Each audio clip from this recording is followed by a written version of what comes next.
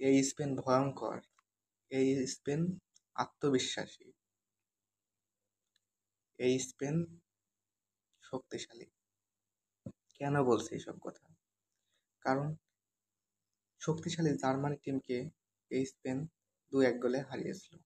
আবার আজ শক্তিশালী ফ্রান্সকে একেবারে প্যাকেট করে দিল। এই স্পেন আসলেই অত্যন্ত ভয়ঙ্কর। 16 বছরের ইয়ামালের আশ্চর্য ভঙ্গিতে আজ স্পেনকে ফাইনালে নিয়ে গেল। সেমিফাইনাল থেকে মাত্র 16 বছর বয়স। ডি বক্সের বাইরে থেকে এক দুর্দান্ত শটে গোল করেছে ইয়ামাল। আশ্চর্য একটি শট। আজ আমরা এমবাপ্পেরও একটা অ্যাসিস্ট দেখি।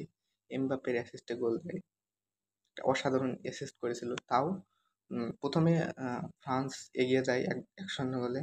তারপর টানা 4 মিনিটে 2টা গোল দেয় স্পেন। এই স্পেন দ্বিতীয় সেমিফাইনালে মাঠে নামবে নেদারল্যান্ডস ভার্সেস ইংল্যান্ড। নেদারল্যান্ডস অথবা ইংল্যান্ডের ভিতর যে দল জয়ী হবে সেই দলের সাথে মাঠে নামবে স্পেন। তবে এই স্পেনের সামনে কোনো দল দাঁড়াতে পারবে না, আমার তাই মনে হয়। আপনারা কি বলেন?